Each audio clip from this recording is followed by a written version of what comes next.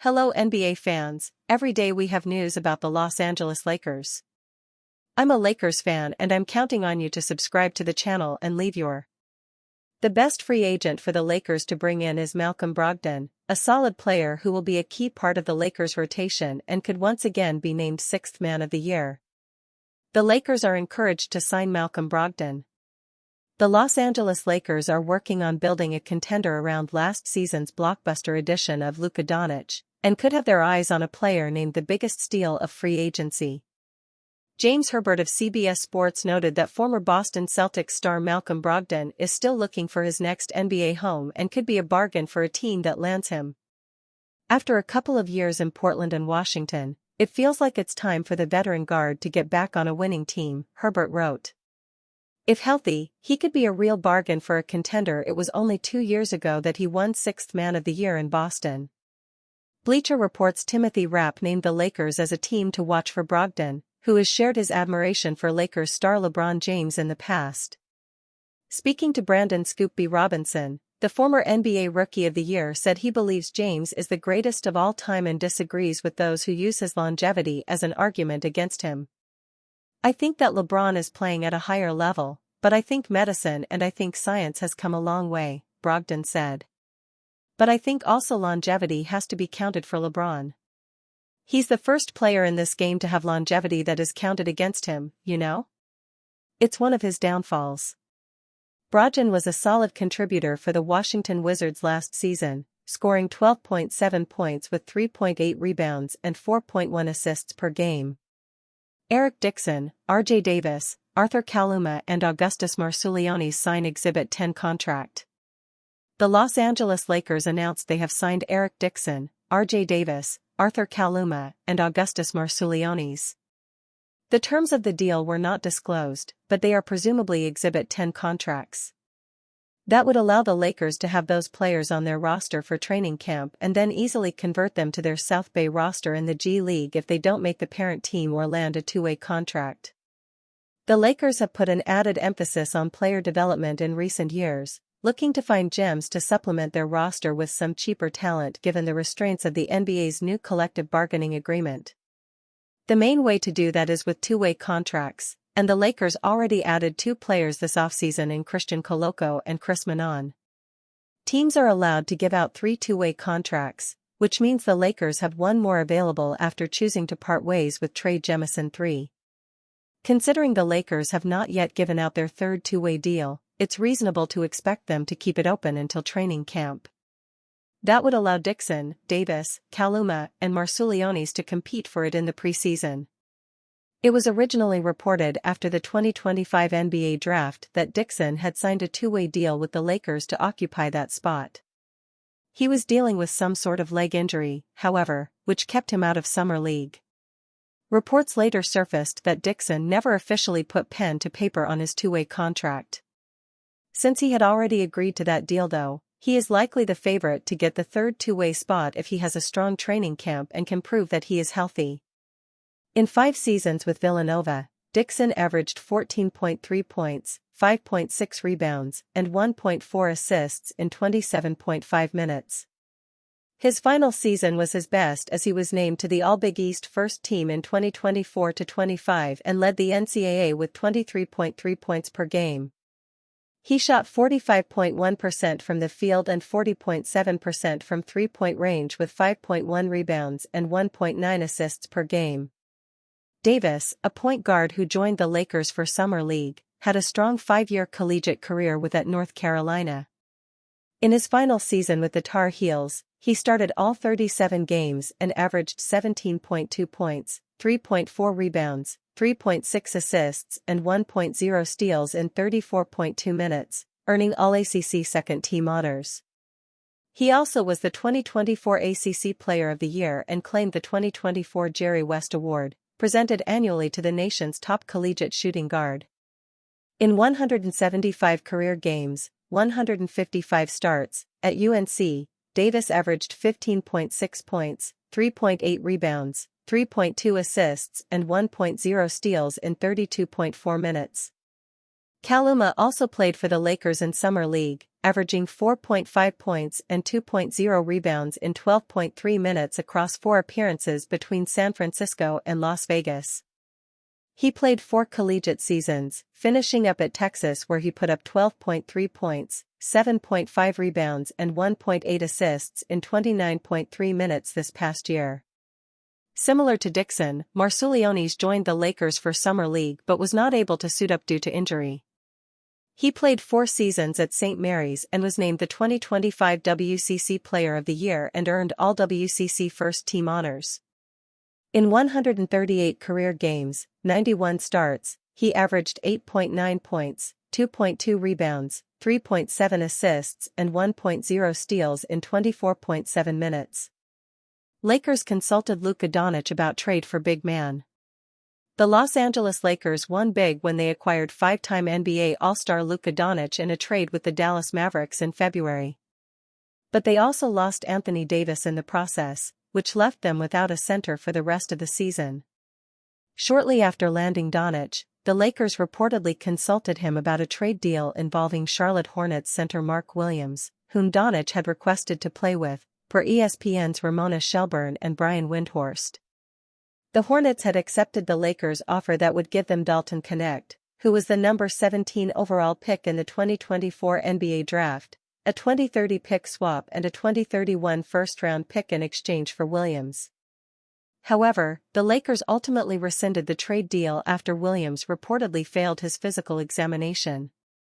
Both Williams and his agent Jeff Schwartz do not believe Williams' physical was the sole reason Los Angeles chose to cancel the trade.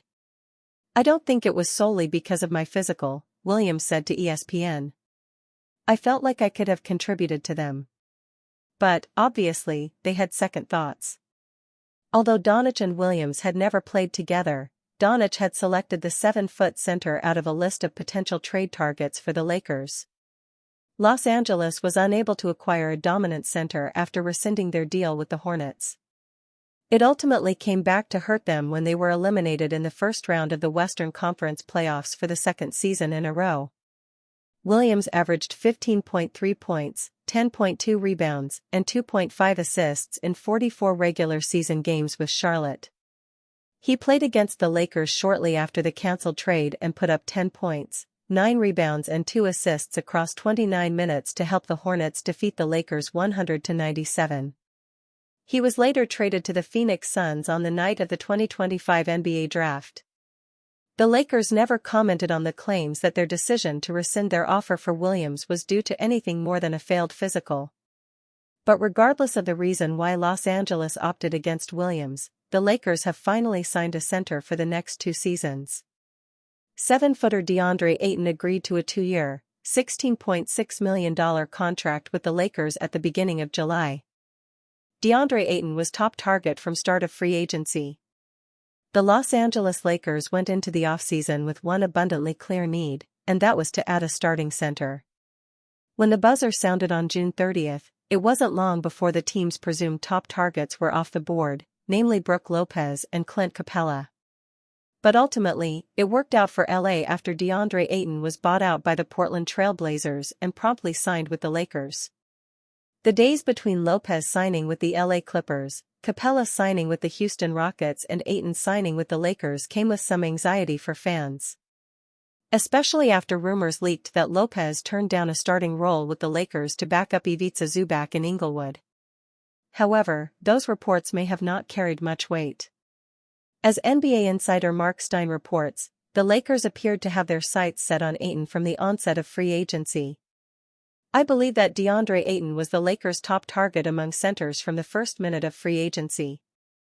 I know it might have looked to some like the Lakers lost out to the Clippers on Brook Lopez and pivoted to Ayton, but that's not how it went down." Ayton and the Trailblazers came to terms on a buyout agreement on the day before free agency officially began, and the 7-foot Bahamian was instantly regarded by numerous interested teams as a virtual lock to land with the Lakers. Generally, buyouts are not something that materialize on a whim merely hours before they are announced. Buyouts take a complex balance of market research to ensure that players make the money they give up back in their new deal. For that reason, it's often days before a buyout agreement is announced publicly. So it stands to reason that Ayton was, in theory, available from day one of free agency, and the Lakers knew they had a chance to land him when Lopez and Capella came off the board. The center market appeared to work out well for all involved. Capella got 3 years to return to Houston, Lopez got more than the Lakers were willing to offer to be a backup for the Lakers, and the purple and gold got the guy they wanted all along in Ayton. DeAndre Ayton reveals lessons learned so far. As a former number 1 overall pick, DeAndre Ayton has had his off-court struggles and is searching for a situation to rehab his value. During his introductory press conference, the 26-year-old detailed what he has learned so far in his 7-year career that will hopefully lead to a revitalization. True professionalism, Ayton said. I feel like I've just been absent for a little bit in this league. And hard work, I've just been trying to put in as much work as I possibly can. When I'm on the floor, I want to really just show the world and prove to everybody that I am a winner. Any position I'm in, I just want to really win and sacrifice the way I did coming into this league. NBA Insider thinks LeBron James playing 25 seasons is legit possibility. Amid an offseason full of questions about the future of Los Angeles Lakers star LeBron James, one unknown revolves around how much longer he will play in the NBA in general, regardless of where. There has been some speculation about the idea of the upcoming season, which will be James' 23rd, being his last. But NBA insider Mark Stein thinks that James playing 25 seasons is possible. I believe that LeBron playing 25 seasons, by contrast, is a legit possibility on the board, wrote Stein. This is again purely a gut feel read at the minute, but I certainly won't be shocked if he plays 2 more seasons after this one. I've already made it clear that I think he will play at least 24. At that point, why not go for a quarter century? Stein also made a couple of other predictions that add important context to this one. He wrote that he believes James plans to retire before he turns 46, an age that would make him the oldest NBA player ever. That's what led to Stein opining that 25 seasons is a legit possibility by contrast. He also wrote that he believes James will retire with a team other than the Lakers. As such, based on Stein's predictions, Lakers fans wouldn't get to fully enjoy James' incredible longevity into a potential 25th season without rooting for a player on another team. For now, the only season in which James is still under club control with the Lakers is the upcoming one. If his 23rd season is his last with the Lakers, the squad will look to make it count. Los Angeles has made some key additions this offseason, headlined by its moves for big man DeAndre Ayton and guard Marcus Smart, and the hope is certainly that the newcomers will help the team get closer to title contention. James would surely love nothing more than to win a 5th ring in the 2025-26 campaign. His last one came in the 2019-20 season with the Lakers when his running mate was big man Anthony Davis. If he's going to get another one with Los Angeles, he's going to have to get it done with new co-star Luka Doncic. Last season, James averaged 24.4 points, 7.8 rebounds, and 8.2 assists per game. The 40-year-old is already about to break the record for most seasons played by an NBA player. If he were to make it to 25, regardless of where he were to spend his final years, that record would likely stand for a long time. Luka Doncic recruiting shows commitment to LA. While there have been rumors around Los Angeles Lakers star Luka Doncic and an upcoming contract extension, there are more reports that reinforce the expectation that the player is committed to the team. As the topic of Doncic and a Lakers contract extension will continue to be talked about, some believe his recruiting is evidence enough that he is here for the long haul. On Spectrum Sportsnet, Mike Bresnahan would speak confidently that Doncic is going to be here for a while and that the number of years on the imminent contract will provide more context. I mean, all along it's obvious to me, he's going to be here for a while, Bresnahan said. And the Lakers, they obviously made a pretty big investment in him by sending a player like Anthony Davis away back in February. They want him here for a long, long time. Rob Pelinka has been kind of banging that drum that, yeah, this guy's a franchise player. So, I wasn't sure if he's going to sign the full 4-year extension, maybe 3 years, and then jump back into the free agency pool and go for one last big, long-term contract, Bresnahan continued. But if he goes for the full 4, that obviously shows me he's in it to win it here in Los Angeles. With the Lakers signing Marcus Smart on top of also adding center DeAndre Ayton, reports would go around that Doncic was a major part of the process, especially for the point guard. This was also talked about by Bresnahan, who said that with the recruiting that Doncic has done, he is making himself at home. I found it very interesting that he's one of the guys who really recruited Marcus Smart, so he's really making himself at home, Bresnahan said. He's been here less than 6 months, and he's already like, no, I'll call guys. I want to play with good players. You know, maybe we need a little defense. Luka's not dumb. And I really like how he's the one who picks up the phone or does whatever he's doing to make sure that Marcus Smart signed here. At any rate, Los Angeles looks to improve under LeBron James and Doncic after finishing 50-32, which put them third in the West, though they were eliminated in the first round of the playoffs by the Minnesota Timberwolves.